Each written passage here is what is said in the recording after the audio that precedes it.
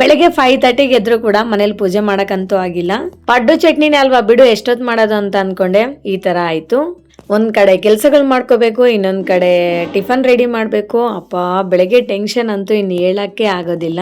ಮಕ್ಳಿಗೆ ಏನ್ ಸ್ನಾಕ್ಸ್ ಕೊಡೋದಂತ ಮುಂಚೆನೆ ನಾವು ಯೋಚನೆ ಮಾಡ್ಬೇಕು, ಇಲ್ಲ ಅಂತಂದ್ರೆ ಈ ತರ ಆಗ್ಬಿಡುತ್ತೆ. ಮನೇಲೆ ಸ್ವೀಟ್ ಕಾರ್ನ್ಸ್ ಇತ್ತು, ಅದನ್ನೇ ಬಾಯ್ಲ್ ಮಾಡ್ಬಿಟ್ಟು ಮಕ್ಳಿಗೆ ಸ್ನಾಕ್ಸ್ ಆಗಿ ಕೊಟ್ಟಿದ್ದಾಯ್ತು. ಒಬ್ಳಂತೂ ಬೇಗನೆ ಸ್ಕೂಲಿಗೆ ಹೋಗ್ತಾಳೆ, ಬಿಡಪ್ಪ ಟೆನ್ಷನ್ ಕ್ಲಿಯರ್ ಆಯ್ತು ಅಂತ ಅನ್ಕೊಳ್ಳೋಷ್ಟೊತ್ತಿಗೆ ಇನ್ನೊಬ್ಳ ರೆಡಿ ಮಾಡೋಷ್ಟ್ರಲ್ಲೇ ನನ್ನ ತಲೆನೇ ಹೋಗ್ಬಿಡುತ್ತೆ. ಬೆಳಗ್ಗೆನೆ ಪೂಜೆ ಮಾಡಕ್ಕಾಗಿಲ್ಲ ಅಂತೇಳಿ ಸಾಯಂಕಾಲ ಸ್ಕೂಲಿಂದ ಬಂದ್ಮೇಲೆ ಸಾಯಂಕಾಲ ನೆಮ್ಮದಿಯಿಂದ ಪೂಜೆನ ಮಾಡಿದೆ.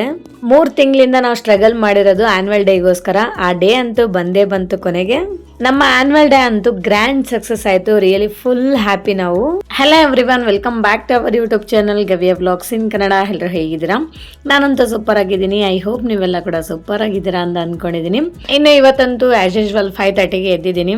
ಎದ್ಬಿಟ್ಟು ಫ್ರೆಶ್ ಆಗಿ ಆಚೆ ಬಂದ್ಬಿಟ್ಟು ಸ್ವಲ್ಪ ವೆದರ್ನ ನೋಡಿ ಆಮೇಲೆ ಇನ್ನು ಫ್ರೆಶ್ ಅಪ್ ಆಗಿಬಿಟ್ಟು ಇನ್ನು ಕಿಚನ್ ಒಳಗಡೆ ಬಂದೆ. ಇವಾಗ ಫಸ್ಟ್ ನಾನು ಒಂದು ಬಿಸಿನೀರು ಕಾಯಿಸ್ಕೊಂಡು ಬಿಸಿನೀರು ಕುಡಿದು ಇನ್ನು ಅಡುಗೆ ಅಂತ ಶುರು ಮಾಡ್ಕೊತೀನಿ.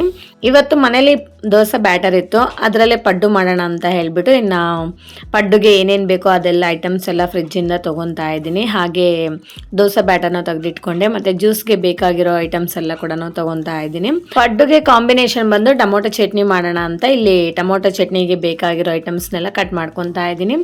ಟೊಮೊಟೊ ಚಟ್ನಿ ಮತ್ತು ಪಡ್ಡುಗೆಲ್ಲ ತರಕಾರಿ ಕಟ್ ಮಾಡ್ಕೋಬೇಕು, ಅದಕ್ಕೆ ಬೇಗ ಮಾಡ್ತಾ ಇದ್ದೀನಿ, ಲೇಟ್ ಆಗಿಬಿಡುತ್ತೆ ಅಂತ ಹೇಳಿ ನಾನಿಲ್ಲಿ ಟೊಮೊಟೊ ಆನಿಯನ್ ಚಟ್ನಿನ ಪ್ರಿಪೇರ್ ಮಾಡ್ತಾ ಇದ್ದೀನಿ. ಯಾಕೋ ಇತ್ತೀಚೆಗಂತೂ ಟೊಮೊಟೊ ಚಟ್ನಿ ಅಂತೂ ಸಖತ್ ಫೇವ್ರೇಟ್ ಆಗಿಬಿಟ್ಟಿದೆ ನನಗೂ ನಮ್ಮ ದೊಡ್ಡ ಮಗಳಿಗೆ. ಪಡ್ಡು ಜೊತೆ ಅಂತೂ ಇನ್ನೂ ಸಖತ್ತಾಗಿರುತ್ತೆ, ಇಡ್ಲಿಗೂ ಕೂಡ ತುಂಬ ಚೆನ್ನಾಗಿರುತ್ತೆ. ಫಸ್ಟು ಸ್ಟವ್ ಮೇಲೆ ಕಡಾಯಿ ಇಟ್ಕೊಂಡು 1 ಟೀ ಸ್ಪೂನ್ ಅಷ್ಟು ಎಣ್ಣೆ ಹಾಕಿದ್ದೀನಿ. ಎಣ್ಣೆ ಬಿಸಿ ಆದಮೇಲೆ ಸ್ವಲ್ಪ ಬೆಳ್ಳುಳ್ಳಿ, ಒಣಮೆಣಸಿನ್ಕಾಯಿ ಮತ್ತು ಒಂದು ಮೀಡಿಯಮ್ ಸೈಜಲ್ಲಿರೋ ಒಂದು 4 ಆನಿಯನ್ಸ್ನ ಕಟ್ ಮಾಡ್ಕೊಂಡು ಹಾಕ್ಕೊತಾ ಇದ್ದೀನಿ. ಇದೆಲ್ಲ ನಾವು ಚೆನ್ನಾಗಿ ಫ್ರೈ ಮಾಡ್ಕೋಬೇಕು. ಫ್ರೈ ಮಾಡಿಕೊಂಡು ಇದನ್ನು ಸೈಡ್ಗೆ ಎತ್ತಿಟ್ಕೋಬೇಕು. ಆಮೇಲೆ ಟೊಮೊಟೊ ಲಾಸ್ಟಲ್ಲಿ ನಾನು ಫ್ರೈ ಮಾಡ್ಕೊತೀನಿ. ಅದೆಲ್ಲ ಫ್ರೈ ಆಗೋ ಅಷ್ಟರಲ್ಲಿ ಇನ್ನೊಂದು ಕಡೆ ಪಡ್ಡುಗೆ ಆನಿಯನ್ಸು, ಕ್ಯಾರೆಟು ಮತ್ತು 1-2 ಹಸಿಮೆಣ್ಸಿನ್ಕಾಯಿ, ಸ್ವಲ್ಪ ಕೊತ್ತಂಬರಿ ಸೊಪ್ಪು ಅದನ್ನೆಲ್ಲ ಕೂಡ ಚಿಕ್ಕದಾಗಿ ಹೆಚ್ಚಿಟ್ಕೊತಾ ಇದ್ದೀನಿ. ಅದನ್ನೆಲ್ಲ ಹೆಚ್ಚಿಟ್ಕೊಂಡು ಇನ್ನು ಕಡಾಯಿಗೆ ಹಾಕ್ಕೊಂಡು ಒಂದು ಸ್ವಲ್ಪ ಉಪ್ಪು, 2 ಟೀ ಸ್ಪೂನ್ ಅಷ್ಟು ಎಣ್ಣೆನ ಹಾಕ್ಕೊಂಡು ಒಂದು ಲೈಟ್ ಗೋಲ್ಡನ್ ಬ್ರೌನ್ ಬರೋ ತನಕ ಆನಿಯನ್ಸು ಫ್ರೈ ಮಾಡ್ಕೋಬೇಕು. ಹಸಿದು ಬೇಕಿದ್ರೆ ಹಾಕ್ಕೋಬೋದು, ಬಟ್ ನಾನಂತೂ ಫ್ರೈ ಮಾಡೇ ಹಾಕ್ತೀನಿ, ಚೆನ್ನಾಗಿರುತ್ತೆ ಟೇಸ್ಟ್ ಅಂತ ಹೇಳಿ. ನೋಡಿ ಈ ಥರ ಒಂದು 2-3 ನಿಮಿಷ ಹಾಗೆ ಫ್ರೈ ಮಾಡಿಕೊಂಡು ಅದು ಪೂರ್ತಿ ತಣ್ಣಗಾದ್ಮೇಲೆ ನಾವು ಬ್ಯಾಟರ್ಗೆ ಮಿಕ್ಸ್ ಮಾಡ್ಕೋಬೇಕಾಗತ್ತೆ. ಈ ಬ್ಯಾಟರ್ ಅಂತೂ 3 ಡೇಸ್ ಆಯ್ತು ಇವತ್ತಿಗೆ, ಬಟ್ ಯಾವುದೇ ಥರ ಹುಳಿ ಬಂದಿಲ್ಲ, ತುಂಬ ಚೆನ್ನಾಗಿದೆ. ಪರ್ಮೆಂಟೇಷನ್ ಆದಮೇಲೆ ನಾವು ಸಾಲ್ಟ್ ಹಾಕಿ ಮಿಕ್ಸ್ ಮಾಡಿ ಫ್ರಿಜ್ಗೆ ಸ್ಟೋರ್ ಮಾಡ್ಕೋಬಾರ್ದು. ಪರ್ಮೆಂಟೇಷನ್ ಆಗಿದ ತಕ್ಷಣ ನಾವು ನಮ್ಗೆ ಎಷ್ಟು ಬೇಕೋ ಅಷ್ಟು ತೊಗೊಂಡು ಮಿಕ್ಕಿದ್ದೆಲ್ಲ ಸ್ಟೋರ್ ಮಾಡಿಕೊಂಡ್ರೆ ಒಂದು 3-4 ದಿನ ಬಿಟ್ಟು ಬೇಕಿದ್ರೆ ಯೂಸ್ ಮಾಡಿಕೊಂಡ್ರೆ ಸಖತ್ತಾಗಿರುತ್ತೆ. ಇಲ್ಲಿ ನಾನು ಇನ್ನೂ ಬ್ಯಾಟರ್ ಜಾಸ್ತಿ ಆಗುತ್ತೆ ಅಂತ ತೆಗೆದಿಟ್ಟು ಇನ್ನು ಮಿಕ್ಕಿರೋ ಬ್ಯಾಟರ್ಗೆ ಈ ವೆಜಿಟೇಬಲ್ಸ್ನೆಲ್ಲ ಮಿಕ್ಸ್ ಮಾಡಿ ಎತ್ತಿಟ್ಕೊಂಡೆ. ಇದು ನಮಗೆ ಬ್ಯಾಟರ್ ಅಂತೂ ರೆಡಿ ಆಯಿತು. ಇನ್ನೊಂದು ಕಡೆ ಇವಾಗ ಟೊಮೊಟೊ ಫ್ರೈ ಮಾಡ್ಕೊಂಡಿಲ್ಲ, ಟೊಮೊಟೊನ ಹಾಕ್ಕೊಂಡಿದ್ದೀನಿ. ಟೊಮೊಟೊ ಚಟ್ನಿ ಜಾಸ್ತಿ ಬೇಕು ಅಂದರೆ ಸ್ವಲ್ಪ ಟೊಮೊಟೊ ಕ್ವಾಂಟಿಟಿ ಜಾಸ್ತಿ ಹಾಕ್ಕೊಳ್ಳಿ. ಆಮೇಲೆ ನಮ್ಮ ಹಸ್ಬೆಂಡ್ಗೆ ಬೆಂಡೆಕಾಯಿ ಜ್ಯೂಸ್ ಕುಡಿತಾರಂತೆ, ಅದಕ್ಕೆ ಬೆಂಡೆಕಾಯಿ ಒಂದು ಸೈಡ್ ಕಟ್ ಮಾಡಿಬಿಟ್ಟು ತೊಳೆದಿಟ್ಟು ಆ ವಾಮ್ ವಾಟರ್ಗೆ ಹಾಕಿ ಎತ್ತಿಡ್ತಾ ಇದ್ದೀನಿ. ಒಂದು 1/2 ಅವರ್ ಹಾಗೆ ಬಿಟ್ಬಿಟ್ಟು ಅದರಲ್ಲಿರೋ ಜೆಲ್ಲಿನೆಲ್ಲ ನೀರಿಗೆ ಹಾಕ್ಕೊಂಡು ಕುಡಿತಾರೆ. ಅವ್ರು ಏನೇನೋ ಪ್ರಯೋಗ ಮಾಡ್ತಾರೆ, ಮಾಡಲಿ. ನನ್ನ ಟೀ ಅಂತೂ ರೆಡಿ ಆಯಿತು, ಟೀ ಕುಡಿತಾ ಇದ್ದೀನಿ. ಆಮೇಲೆ ಮಕ್ಕಳಿಗೆ ಸ್ನ್ಯಾಕ್ಸು ಇಲ್ಲಿ ಸ್ವೀಟ್ ಕಾರ್ನ್ಸ್ನ ಸುಲಿದಿಡ್ತಾ ಇದ್ದೀನಿ. ಆ್ಯಕ್ಚುಲಿ ನಾನು ನೈಟೇ ಸುಲಿದಿಟ್ಬಿಟ್ಟು ಫ್ರಿಜ್ಜಲ್ಲಿ ಇಟ್ಕೊಂಡು ಬೆಳಗ್ಗೆನೇ ಬಾಯ್ಲ್ ಮಾಡಿ ಮಕ್ಕಳಿಗೆ ಕೊಡ್ತೀನಿ, ಬಟ್ ಇವತ್ತಂತೂ ಮರ್ತೋಗ್ಬಿಟ್ಟಿದ್ದೀನಿ, ಅದಕ್ಕೆ ಫಾಸ್ಟಾಗಿ ಸುಲಿದಿಡ್ತಾ ಇದ್ದೀನಿ. ನಾವು ಈ ಥರ ಪೀಲ್ ಆಫ್ ಮಾಡ್ತೀವಲ್ಲ, ಅದರಲ್ಲಿ ಒಂದು 2 ಲೇಯರ್ಸ್ ತೆಗೆದಿಟ್ಬಿಟ್ಟು ಆಮೇಲೆ ಕೈಯಲ್ಲಿ ಹಿಂಗೆ ಅಂದ್ಕೊಂಡ್ಬಿಟ್ರೆ ಫಾಸ್ಟಾಗಿ ಆಗಿಬಿಡುತ್ತೆ. ನಾನಂತೂ ಈ ಥರ ಟ್ರಿಕ್ನ ಯೂಸ್ ಮಾಡ್ತೀನಿ. ನೀವು ಗೊತ್ತಿಲ್ಲ ಅಂದರೆ ಈ ಥರ ಟ್ರಿಕ್ನ ಯೂಸ್ ಮಾಡಿ ವಿತಿನ್ 5 ಮಿನಿಟ್ಸಲ್ಲಿ ಬೇಗ ಸುಲ್ಕೋಬೋದು.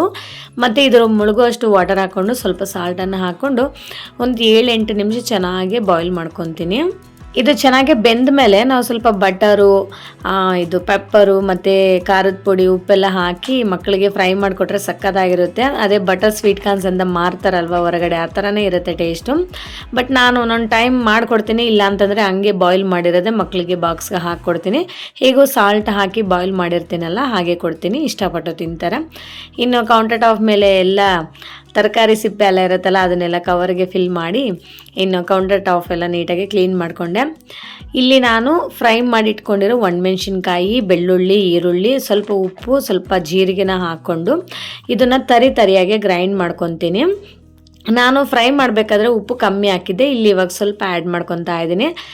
ತರಿಯಾಗಿ ಒಂದು 2-3 ಪಲ್ಸ್ ಕೊಟ್ಟು ನಾವು ಇದು ಗ್ರೈಂಡ್ ಮಾಡಿಕೊಂಡು ಆಮೇಲೆ ನಾವು ಫ್ರೈ ಮಾಡಿಟ್ಟಿರೋ ಟೊಮೊಟೊನ ಇದರಲ್ಲಿ ಹಾಕ್ಕೊಂಡು ಜಸ್ಟ್ 1 ಇಲ್ಲ 2 ಪಲ್ಸ್ ಕೊಟ್ಟರೆ ನಮಗೆ ಸಾಕು.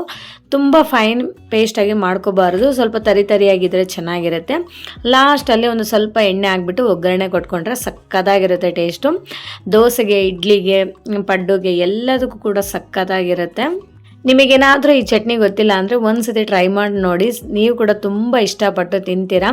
ಇನ್ನು ಒಗ್ಗರಣೆ ಹಾಕ್ಕೊಂಡೆ ಜಸ್ಟ್ 1 ನಿಮಿಷ ಹಾಗೆ ಫ್ರೈ ಮಾಡಿಬಿಟ್ಟು ಸ್ಟವ್ ಆಫ್ ಮಾಡಿಕೊಂಡ್ರೆ ಆಯಿತು. ಏನು ಮತ್ತೆ ಜಾಸ್ತಿ ಫ್ರೈ ಮಾಡೋ ಅವಶ್ಯಕತೆ ಇಲ್ಲ. ಸೊ ನಮ್ಮ ಚಟ್ನಿ ಅಂತೂ ರೆಡಿ ಆಯಿತು. ಇನ್ನು ಪಡ್ಡು ಒಂದು ಆಗಬೇಕು. ಅಷ್ಟರಲ್ಲಿ ನಾನಂತೂ ಜ್ಯೂಸ್ ಎಲ್ಲ ರೆಡಿ ಮಾಡಿ ಇಡ್ತಾ ಇದ್ದೀನಿ. ಇನ್ನು ಟೈಮ್ ಇದೆ, ಅದಕ್ಕೋಸ್ಕರ ಜ್ಯೂಸ್ ರೆಡಿ ಮಾಡಿಟ್ಟು ಇನ್ನು ನಮ್ಮ ಗವ್ಯನ ಹೋಗಿ ಎಬ್ಬರಿಸ್ಬೇಕು. ಅವಳನ್ನ ಎಬ್ಬರಿಸಿ ಅವಳನ್ನ ರೆಡಿ ಮಾಡಿಸಿ ಮತ್ತು ಅವಳಿಗೆ ತಿನ್ನಿಸಿ ಸ್ಕೂಲ್ಗೆ ಕಳಿಸ್ಬೇಕು. ಅದಕ್ಕೋಸ್ಕರ ಇನ್ನು ಜ್ಯೂಸ್ ಕೂಡ ರೆಡಿ ಆಯಿತು. ಸೋರೆಕಾಯಿ ಜ್ಯೂಸು ಮತ್ತು ಈ ಬಿಸಿ ಜ್ಯೂಸ್ 2 ಜ್ಯೂಸು ರೆಡಿ ಆಯಿತು. ಪಡ್ಡು ಹಾಕ್ತಾ ಇದ್ದೀನಿ ನಮ್ಮ ಚಿಕ್ಕವಳಿಗೋಸ್ಕರ. ಇನ್ನು ಅವಳು ಎದ್ದಿಲ್ಲ, ಅದಕ್ಕೆ ಎದ್ದಾಳಕ್ಕಿಂತ ಮುಂಚೆನೇ ಹಾಕ್ತಾ ಇದ್ದೀನಿ. ಯಾಕಂದರೆ ಪಡ್ಡು ಬೇಗ ಆಗೋದಿಲ್ಲ. ಮೀಡಿಯಮ್ ಫ್ಲೇಮಲ್ಲಿ ಇಟ್ಕೊಂಡು ನಾವು ಪಡ್ಡುನ ಹಾಕ್ಕೊಂಡ್ರೆ ಒಳಗಡೆ ತನಕ ತುಂಬ ಕ್ರಿಸ್ಪಿಯಾಗಿ ಬೇಯುತ್ತೆ. ಇಲ್ಲ ಅಂತಂದರೆ ಮೇಲ್ಗಡೆ ಅಷ್ಟೇ ಬೆಂದಿರುತ್ತೆ, ಒಳಗಡೆ ಎಲ್ಲ ಇಟ್ಟಿಟ್ಟು ಹಾಗೆ ಇರುತ್ತೆ. ಅದಕ್ಕೋಸ್ಕರ ನಾನು ಮೀಡಿಯಮ್ ಫ್ಲೇಮಲ್ಲಿ ಇಟ್ಕೊಂಡೆ ನಾವು ಚೆನ್ನಾಗಿ ರೋಸ್ಟ್ ಮಾಡ್ಕೊತೀನಿ. ಲಿಡ್ನ ಕ್ಲೋಸ್ ಮಾಡಿ ರೋಸ್ಟ್ ಮಾಡ್ಕೊಳ್ಳಿ, ಚೆನ್ನಾಗಿ ರೋಸ್ಟ್ ಆಗುತ್ತೆ. ಆಮೇಲೆ ಇನ್ನೊಂದು ಕಡೆ ತಿರುಗಿಸ್ಬಿಟ್ಟು ಚೆನ್ನಾಗಿ ಮೀಡಿಯಮ್ ಫ್ಲೇಮಲ್ಲೇ ರೋಸ್ಟ್ ಮಾಡ್ಕೊಳ್ಳಿ. ಒಂದು ಕಡೆ ಅಡುಗೆ ಮಾಡಿಕೊಂಡೆ, ಇನ್ನೊಂದು ಕಡೆ ಈ ಥರ ಕೆಲಸಗಳೆಲ್ಲ ಮುಗಿಸ್ಕೊಂಡ್ಬಿಡ್ತೀನಿ. ಇಲ್ಲ ಅಂತಂದರೆ ಅದು ಎಲ್ಲ ಒಟ್ಟಿಗೆ ಮಾಡಬೇಕಂದ್ರೆ ಆಗೋದಿಲ್ಲ. ನಾನಂತೂ ಅಡುಗೆ ಮಾಡಬೇಕಾದ್ರೆ ಅಡುಗೆ ಅಷ್ಟೇ ಮಾಡೋದಿಲ್ಲ, ಅಲ್ಲಿ ಏನೇನಿದೆ ಅದನ್ನೆಲ್ಲ ಬೇಗ ಮುಗಿಸ್ಕೊಂಡ್ಬಿಡ್ತೀನಿ. ಇಲ್ಲ ಅಂತಂದರೆ ತುಂಬ ಲೇಟ್ ಆಗಿಬಿಡುತ್ತೆ. ಮತ್ತು ಇನ್ನು ಪಡ್ಡು ಅಂತೂ ರೆಡಿ ಆಯಿತು, ಜ್ಯೂಸ್ ರೆಡಿ ಆಯಿತು. ಇನ್ನು ನಮ್ಮ ಚಿಕ್ಕವಳನ್ನ ಹೋಗಿ ಎಬ್ಬಿಸ್ಕೊಂಬರೋಣ. ಅವಳು ಹೆಂಗೋ ಅಳೋದಿಲ್ಲ, ತುಂಬ ಚೆನ್ನಾಗಿ ಎದ್ದು ರೆಡಿ ಆಗ್ತಾಳೆ. ನೋಡೋಣ ಎದ್ದಿದ್ದಾಳೆ ಇಲ್ಲ ಅಂತೇಳಿ. ಬಟ್ ಎದ್ದಿಲ್ಲ ಅಂತಂದರೆ ಹಂಗೆ ಎತ್ಕೊಂಡ್ಬಂದ್ಬಿಡ್ತೀನಿ. ಸೊ ಎದ್ದಿಲ್ಲ, ಅದಕ್ಕೋಸ್ಕರ ಹಂಗೆ ಎತ್ಕೊಂಡು ಬಂದೆ. ಆಮೇಲೆ ಬಂದುಬಿಟ್ಟು ಏನು ಮಾಡಿದ್ಯಾ ಅಂತ ಕೇಳ್ತಾಳೆ. ಸೊ ಅವಳಿಗೆ ತೋರಿಸ್ಬೇಕು, ಈ ಥರ ಎಲ್ಲ ಮಾಡಿದ್ದೀನಿ ನಿನಗೋಸ್ಕರ ಅಂತ. ಅವಳಿಗೆ ಫೇವರೇಟ್ ಇಷ್ಟವಾಗಿರೋದಾದರೆ ತುಂಬ ಇಷ್ಟಪಟ್ಟು ತಿಂದು ಬೇಗ ಹೋಗ್ತಾಳೆ. ಇನ್ನು ಅವಳಂತೂ ಸ್ಕೂಲಿಗೆ ಹೋದ್ಲು. ಇನ್ನು ನಾನಂತೂ ಕೆಲಸ ಇದೆ, ಇನ್ನು ಮನೇಲಿ ಬೇಗ ಮಾಡ್ತಾಯಿದ್ದೀನಿ. 7:30ಗೆ ಹೋಯಿತು. ಇನ್ನು 1 ಅವರ್ ಇದೆ. 1 ಅವರಲ್ಲಿ ಏನೇನು ಎಷ್ಟೆಷ್ಟು ಕೆಲಸ ಆಗುತ್ತೋ ಅಷ್ಟೆಲ್ಲ ಮುಗಿಸ್ಬಿಡ್ತೀನಿ. ಇನ್ನು ಬೆಡ್ಶೀಟ್ಸ್ ಎಲ್ಲ ಫೋಲ್ಡ್ ಮಾಡಿದ್ರು ಹಸ್ಬೆಂಡು, ಅದನ್ನೆಲ್ಲ ನೀಟಾಗಿ ಒಂದು ಕಡೆ ಜೋಡಿಸಿ ಎಲ್ಲ ಕಸ ಗುಡಿಸ್ಬಿಟ್ಟು ಇನ್ನು ಹೊರಗಡೆ ಎಲ್ಲನೂ ಕಸ ಗುಡಿಸ್ಕೊಂಡೆ. ಹೊರಗಡೆ ಎಲ್ಲ ಕಸನೂ ಎಲ್ಲ ಗುಡಿಸ್ಬಿಟ್ಟು ಇನ್ನು ಮಾಫ್ ಹಾಕ್ಕೊಂಡೆ. ನಮ್ಮದೇನು ಅಷ್ಟು ದೊಡ್ಡ ಮನೆ ಅಲ್ಲ, ಒಂದು ವಿತಿನ್ 10 ಮಿನಿಟ್ಸಲ್ಲೇ ನಾವು ಕಸ ಎಲ್ಲ ಗುಡಿಸಿ ನೆಲ ಒರೆಸ್ಕೊಂಡ್ಬಿಡ್ಬೋದು. ಅದಕ್ಕೆ ಫಾಸ್ಟಾಗಿ ವಿತಿನ್ 10 ಮಿನಿಟ್ಸಲ್ಲಿ ಕಸ ಗುಡಿಸಿ ನೆಲ ಎಲ್ಲ ಒರೆಸ್ಕೊಂಡೆ. ಇನ್ನು ತಲೆ ಸ್ನಾನ ಮಾಡಿದೆ, ಬಟ್ ಇನ್ನು ಟೈಮೇ ಆಗೋಯ್ತು ಫ್ರೆಂಡ್ಸ್. ಪೂಜೆ ಮಾಡೋಣ ಅಂತ ಅಂದ್ಕೊಂಡೆ, ಆಗಲಿಲ್ಲ. 5:30ಗೆ ಎದ್ದಿದ್ದೀನಿ ಅವತ್ತು, ಆಗಲಿಲ್ಲ. 4 o'clock ಎದ್ದಿದ್ರೆ ಆಗ್ತಿತ್ತೇನೋ. ಮತ್ತು ಇನ್ನೊಂದು ಕಡೆ ಇಲ್ಲಿ ನಾನೊಂದು ಕಡೆ ತಿಂದ್ಕೊಂಡು ಒಂದು ಕಡೆ ಬಾಕ್ಸ್ಗೆಲ್ಲ ರೆಡಿ ಮಾಡಿಕೊಂಡು ಪಡ್ಡುನ ಹಾಕ್ತಾಯಿದ್ದೀನಿ. ಪಡ್ಡು ಒನ್ ಟೈಮಲ್ಲೆಲ್ಲ ಹಾಕೋಕ್ಕಾಗೋದಿಲ್ಲ. ದೋಸೆ ಇಡ್ಲಿ ಎಲ್ಲ ಬೇಗ ಆಗುತ್ತೆ, ಬಟ್ ಪಡ್ಡು ಹಾಕೋಕ್ಕೆ ಟೈಮ್ ಜಾಸ್ತಿ ಬೇಕಾಗುತ್ತೆ. ಒಳಗಡೆ ಎಲ್ಲ ತುಂಬ ಚೆನ್ನಾಗಿ ರೋಸ್ಟ್ ಆಗಬೇಕು. ಇಲ್ಲ ಅಂತಂದರೆ ನಮ್ಮ ಮನೇಲಂತೂ ತಿನ್ನೋದೇ ಇಲ್ಲ. ಅದಕ್ಕೋಸ್ಕರ ಒಂದು ಕಡೆ ಮಾಡ್ದಂಗೆಲ್ಲ ಇನ್ನೊಂದು ಕಡೆ ಬಾಕ್ಸ್ಗೆಲ್ಲ ಹಾಕ್ಕೊಳ್ಳೋದು. ಮತ್ತು ನಮ್ಮ ದೊಡ್ಡವಳೆಲ್ಲ ಕುತ್ಕೊಂಡು ತಿಂತಾ ಇದ್ದಾಳೆ.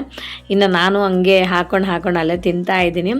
ಟೈಮ್ ಇಲ್ಲ, ಅದಕ್ಕೋಸ್ಕರ ಫಾಸ್ಟಾಗಿ ಅಲ್ಲಿನೂ ಒಂದು 5 ನಿಮಿಷ ಲೇಟಾಗಿ ಹೋದ್ರೂ ಸ್ಕೂಲಲ್ಲಿ ಬೈತಾರೆ. ಅದಕ್ಕೋಸ್ಕರ ಇವಾಗ ಬಾಕ್ಸ್ಗೆಲ್ಲ ರೆಡಿ ಆಯಿತು. ನನ್ನ ಬಾಕ್ಸ್ಗೂ ರೆಡಿ ಆಯಿತು, ಅವಳ ಬಾಕ್ಸ್ಗೂ ರೆಡಿ ಆಯಿತು. 2 ಬಾಕ್ಸ್ಗೂ ರೆಡಿ ಮಾಡಿಕೊಂಡು ಇನ್ನು ನಾನಂತೂ ತಿಂತಾ ಇದ್ದೀನಿ. ನಾಳೆ ಅಂತೂ ಆ್ಯನ್ಯುವಲ್ ಡೇ ಇದೆ. ಸೊ ಸ್ಕೂಲಲ್ಲಂತೂ ತುಂಬಾ ಪ್ರಿಪ್ರೇಷನ್ ನಡೀತಾ ಇದೆ. ಸೊ ಆ ಟೆನ್ಷನಲ್ಲಿ ತಿನ್ನೋಕ್ಕೂ ಆಗುತ್ತೆ ಇಲ್ಲ ಗೊತ್ತಿಲ್ಲ. ಅದಕ್ಕೋಸ್ಕರ ಒಂದು ಸ್ವಲ್ಪ ಹಾಕೊಂಡು ಹೋಗ್ತಾ ಇದ್ದೀನಿ. ನಾನಂತೂ 8:30ಗೆ ಹೋಗಬೇಕು, ಅದಕ್ಕೆ ಹೋಗ್ತಾ ಇದ್ದೀನಿ. ಇವಳು ಇನ್ನು ಅವರಪ್ಪ 9 o'clockಗೆ ಬರ್ತೀನಿ ಅಂತ ಹೇಳಿದ್ರು. ಇನ್ನು ಅವರು ಡ್ರಾಪ್ ಮಾಡ್ತಾರೆ ಅಂತ ಹೇಳಿ ಅವಳನ್ನ ಮನೇಲೇ ಬಿಟ್ಟು ಒಬ್ಬಳೇ ನಡ್ಕೊಂಡು ಹೋಗ್ತಾ ಇದ್ದೀನಿ. 8:15 ಆದರೂ ಕೂಡ ನೋಡಿ ಇನ್ನೂ ಫಾಗ್ ಹಂಗೆ ಇದೆ, ಫುಲ್ ಚಳಿ ಆಗ್ತಾ ಇದೆ. ಇನ್ನು ಸಾಯಂಕಾಲ ಬಂದು ಮನೇಲಿ ಎಲ್ಲ ಕೆಲಸ ಮುಗಿಸಿ ಬೆಳಗ್ಗೆ ನೆಲ ಒರೆಸಿ ಸ್ನಾನ ಮಾಡಿ ಎಲ್ಲ ಹೋಗಿದ್ನಲ್ಲ. ಸೊ ಸಾಯಂಕಾಲ ಬಂದುಬಿಟ್ಟು ಇನ್ನು ದೇವ್ರದ್ದು ಸಾಮಾನೆಲ್ಲ ತೊಳೆದ್ಬಿಟ್ಟು, ಪೂಜೆ ಸಾಮಾನೆಲ್ಲ ತೊಳೆದು, ದೇವ್ರ ಫೋಟೋ ಎಲ್ಲ ತೊಳೆದು ದೀಪನ ಹಚ್ಚಿ ಪೂಜೆ ಮಾಡ್ತಾ ಇದ್ದೀನಿ. ಇವತ್ತು ಶುಕ್ರವಾರ ಆಗಿರೋದ್ರಿಂದ ಇನ್ನು ಇವತ್ತೆಲ್ಲ ಕೆಲಸನ ಮುಗಿಸ್ಕೊಂಡೆ. ಆ್ಯಕ್ಚುಲಿ ನಾನು ಸಾಟರ್ಡೆ ಮಾಡ್ತೀನಿ. ಬಟ್ ನಾಳೆ ಅಂತೂ ನಮಗೆ ಫುಲ್ ಡೇ ಆ್ಯನ್ಯುವಲ್ ಡೇ ಇದೆ. ಸೊ ಇನ್ನು ಫುಲ್ ಡೇ ಮನೇಲಿರೋದಿಲ್ಲ, ಬಟ್ ಟೈಮ್ ಸಾಕಾಗಲ್ಲ ಅಂತ ಹೇಳಿ ಇವತ್ತೆಲ್ಲ ಮುಗಿಸಿದ್ದೀನಿ. ಇನ್ನು ಟೆನ್ಷನ್ ಇಲ್ಲ, ನಾಳೆ ಸಾಟರ್ಡೆ ಬೆಳಗ್ಗೆ ದೀಪ ಒಂದು ಹಚ್ಕೊಂಡ್ರೆ ಆಗೋಯ್ತು.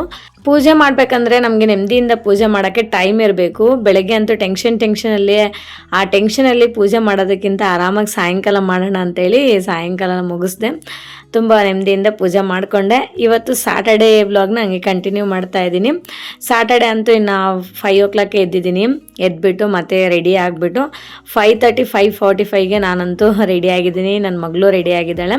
6:30ಗೆ ಸ್ಕೂಲ್ ಹತ್ರ ಇರಬೇಕು ಅಂತ ಹೇಳಿದ್ರು. ಇನ್ನು ನಾವಂತೂ 6:20ಗೆ ಮನೆ ಬಿಟ್ವಿ. ಇನ್ನು ನಡ್ಕೊಂಡು ಹೋಗೋ ಅಷ್ಟೊತ್ತಿಗೆ 5-10 minutesಲ್ಲೇ ನಾವು ನಡ್ಕೊಂಡು ಹೋಗ್ಬೋದು. ಇನ್ನು ವಾಕ್ ಮಾಡ್ಕೊಂಡು ಹೋದ್ವಿ. ಅಲ್ಲಿ ಸ್ಕೂಲ್ ವ್ಯಾನಲ್ಲಿ ಕರೆಕ್ಟು ನಮಗೆ ಕನ್ವೆನ್ಷನ್ ಹಾಲ್ ಹತ್ರ ಕರ್ಕೊಂಡು ಹೋದ್ರು. ನೋಡಿ, ಇದೆ MLR ಕನ್ವೆನ್ಷನ್ ಹಾಲ್. ಇದು ಬಂದು ಹೋಡಿ ಹತ್ರ ಬರುತ್ತೆ. ನಮಗೆ ಈ ವರ್ತೂರಿಂದ ಹೋಡಿಗೆ ಹೋಗೋಷ್ಟೊತ್ತಿಗೆ 1 hour ಮೇಲೆ ಆಯಿತು. ಬೆಳಗ್ಗೆ 1 hour ಆಯಿತು. ಇನ್ನು ಮಧ್ಯಾಹ್ನ ಎಷ್ಟೊತ್ತಾಗುತ್ತೋ ಗೊತ್ತಿಲ್ಲ. ಇವತ್ತು ಸ್ಯಾಟರ್ಡೆ. ಬಟ್ ಕನ್ವೆನ್ಷನ್ ಹಾಲ್ ಅಂತೂ ಸಖತ್ತಾಗಿದೆ, ತುಂಬ ಸ್ಪೇಷಿಯಸ್ ಆಗಿದೆ. ಎಷ್ಟು ಜನ ಬಂದ್ರೂ ನಮಗೆ ಕೂರಾಗಂತೂ ತೊಂದರೆನೇ ಇಲ್ಲ. ಮೇಲ್ಗಡೆ ನೋಡಿ ಬಾಲ್ಕನಿ ಕೂಡ ಇದೆ. ಸಖತ್ ಇಷ್ಟ ಆಯಿತು ನನಗಂತೂ. ಇಲ್ಲೇ 5 yearsಯಿಂದ ಮಾಡ್ತಿದ್ದಾರಂತೆ ಇವರು. ನಾನು ಈ ಇಯರ್ ಜಾಯ್ನ್ ಆಗಿದ್ದೀನಲ್ಲ, ನನಗೆ ಗೊತ್ತಿಲ್ಲ. ಬಟ್ ತುಂಬ ಚೆನ್ನಾಗಿದೆ, ನನಗಂತೂ ಸಖತ್ ಇಷ್ಟ ಆಯಿತು. ಇನ್ನು ನಾವಿಲ್ಲಿ 8 ಗಂಟೆಗೆ ಇಲ್ಲಿ ಇದ್ದೀವಿ. ಇನ್ನು ಪೇರೆಂಟ್ಸ್ ಬರೋದು 9 ಗಂಟೆಗೆ. ನನ್ನ ಮಗಳದೇ ಲಾಸ್ಟ್ ಸಾಂಗ್ ಇತ್ತು, ಜೈ ಹೋ ಸಾಂಗು. ತುಂಬ ಚೆನ್ನಾಗಿ ಡ್ಯಾನ್ಸ್ ಮಾಡಿದ್ಲು. ಈ ವ್ಲಾಗ್ನಂತೂ ಇಲ್ಲಿಗೆ ಎಂಡ್ ಮಾಡ್ತಾ ಇದ್ದೀನಿ. ಇಷ್ಟೇ ಫ್ರೆಂಡ್ಸ್ ಇವತ್ತಿನ ವ್ಲಾಗ್. ಈ ವ್ಲಾಗ್ ನಿಮ್ಗೆ ಇಷ್ಟ ಆಗಿದ್ರೆ ಪ್ಲೀಸ್ ಒಂದು ಲೈಕ್ ಮಾಡಿ, ಶೇರ್ ಮಾಡಿ, ವಿಡಿಯೋ ಹೇಗಿದೆ ಅಂತ ಒಂದು ಕಾಮೆಂಟ್ ಮಾಡಿ, ಆ್ಯಂಡ್ ದಯವಿಟ್ಟು ಸಬ್ಸ್ಕ್ರೈಬ್ ಮಾಡ್ಕೊಳ್ಳೋದನ್ನು ಮಾತ್ರ ಮರಿಬೇಡಿ. Okay, thank you for watching. See you in the next vlog. Okay, bye bye, take care.